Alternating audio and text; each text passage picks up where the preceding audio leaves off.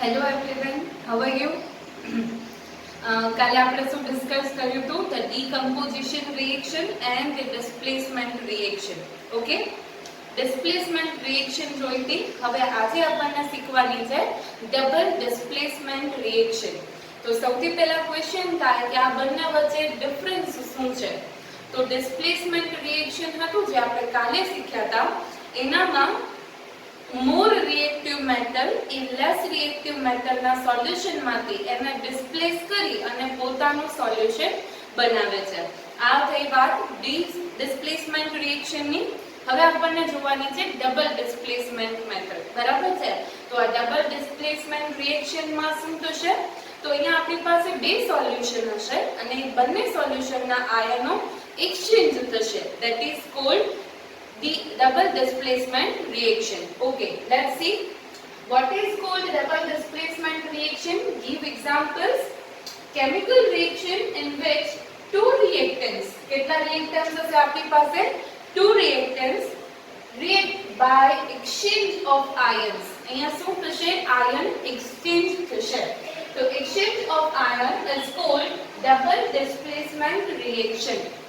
એવી એક પ્રક્રિયા કે જે પ્રક્રિયામાં બે રિએક્ટન્ટ્સ ના આયનો એક્સચેન્જ થતા હોય, that reaction is called double displacement reaction. Okay, let's see with the example. Na2SO4, that is sodium sulfate plus barium chloride, BaCl2. શું થશે આ પ્રોસેસ? હવે એક મિનિટ, અહીંયા આપણે કેમિકલ ઇક્વેશન કઈ રીતે લખાય એ પણ હું સમજાવું છું, એટલે જરાક ધ્યાનથી સમજજો. Na2SO4 ને બે પાર્ટમાં ડિવાઇડ કરી શકું. બરાબર છે? એના આયનને ડિવાઇડ કરી શકાય. That is Na+1 and SO4 2-. Okay, similarly BaCl2 છે તો એને પણ આપણે બે પાર્ટમાં લખી શકીએ, Ba2+ અને Cl-1. બરાબર છે? હવે શું થશે? કોઈ પણ કેમિકલ રિએક્શન વખતે પોઝિટિવ અટ્રેક્ટ થશે ટુવર્ડ્સ ધી નેગેટિવ. અહીંયા પણ પોઝિટિવ અટ્રેક્ટ થશે નેગેટિવ તરફ. એટલે શું બનશે હવે? NaCl. તો અહીંયા બની જશે NaCl પ્લસ બીજું શું બનશે? BaSO4. હવે આપણને એમ થાય કે આ ડાયરેક્ટલી કેમ જોડાઈ ગયા? બરાબર છે? તો તમે જોશો તો Na નો ચાર્જ છે +1 અને Cl નો ચાર્જ છે -1. જો ચાર્જ ઇક્વલ એન્ડ ઓપોઝિટ છે then ડાયરેક્ટલી બની જશે. બાકી જ્યારે ચાર્જ ઇક્વલ એન્ડ ઓપોઝિટ નથી તો ત્યારે આપણને શું કરવું પડશે? થોડું ઘણું બેલેન્સ કરવું પડશે. અહીંયા પણ આપણા માટે એકદમ ઈઝી છે. બંનેના ચાર્જ કેવા છે? ઇક્વલ એન્ડ ઓપોઝિટ છે. Ba2+ અને SO4 2-.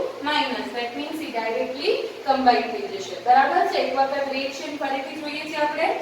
Na2SO4 plus BaCl2 will give BaSO4 plus NaCl. Okay, Na2 અને Cl2 અહીંયા છે, therefore આપણે અહીંયા શું લખશું? 2NaCl. Okay, ખ્યાલ પડી જાય બધાને? નેક્સ્ટ આપણું એક્ઝામ્પલ છે KBr plus barium iodide. બરાબર છે? એનો હું બંનેના પાર્ટ પાડું છું. પોટેશિયમ +1 અને Br -1. અહીંયા બેરિયમ 2+ છે અને આયોડિન -1 છે. ફરી પાછું આપણને ખબર છે અટ્રેક્શન પોઝિટિવ ને નેગેટિવ નું, પોઝિટિવ ને નેગેટિવ નું. એટલે અહીંયા બંનેના ચાર્જ ઇક્વલ અને ઓપોઝિટ છે એટલે બનશે Ki પોટેશિયમ આયોડાઇડ. અને અહીંયા શું બનશે? બેરિયમના 2+ ચાર્જ છે અને Br -1 છે એટલે શું થશે?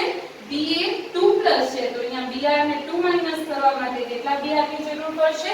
2. therefore બનશે BaBr2.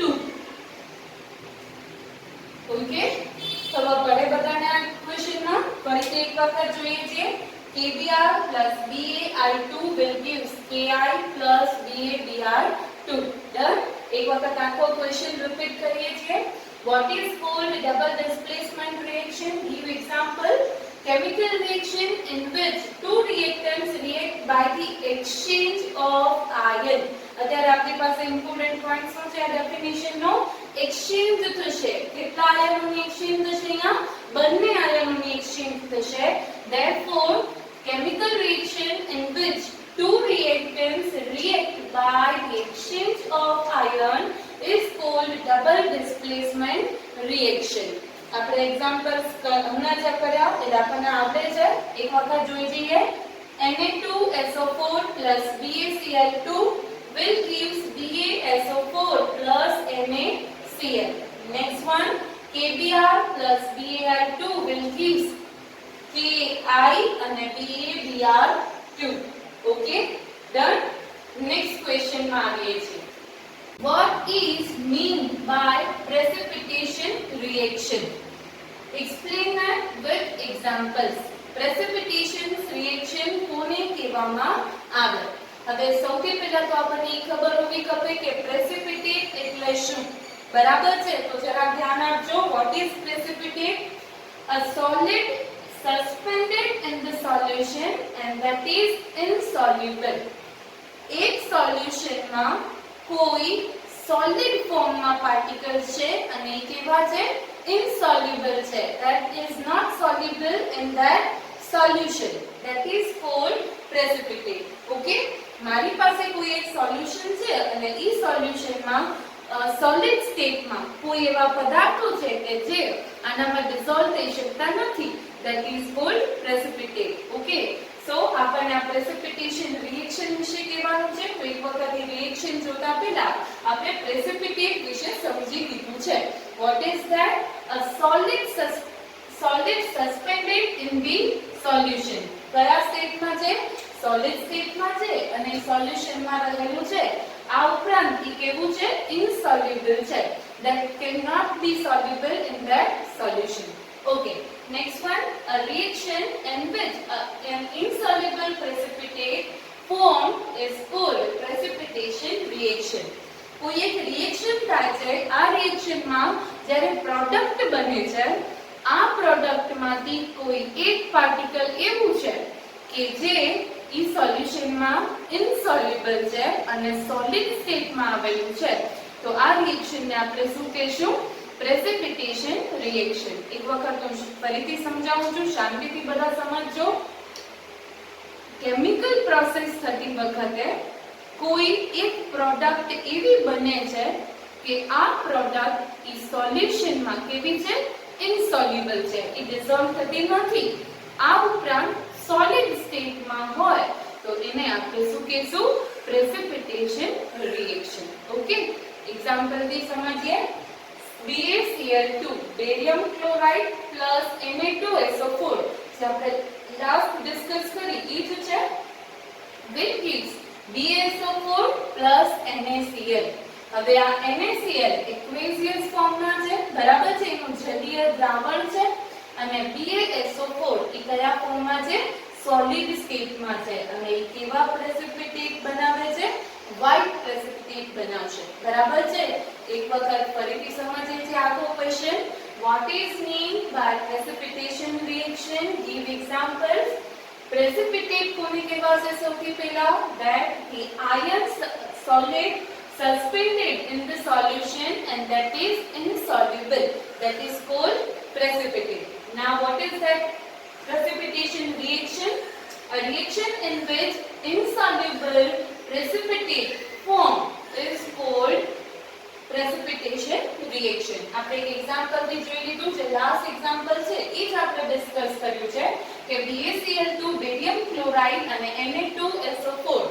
the chemical reaction in between barium chloride and sodium sulfate. આ બને છે ત્યારે શું થાય છે? BaSO4 અને NaCl બને છે. NaCl ના aqueous solution માં BaSO4 as a solid suspended particle તરીકે ઈ સોલ્યુશન માં હોય છે અને white color છે. so that is white precipitate and precipitate produce થતા હોવાથી આ રિએક્શન ને આપણે શું કહીએ છીએ? precipitation reaction. okay, આજના બે ક્વેશ્ચન તમારે એઝ અ હોમવર્ક કરવાના છે. જો તમને ના સમજાય તો તમે કોઈ પણ ક્વેરી અહીંયા પૂછી શકો છો. આવતીકાલે આપણે નવા બે ક્વેશ્ચન સાથે મળશું. Thank you.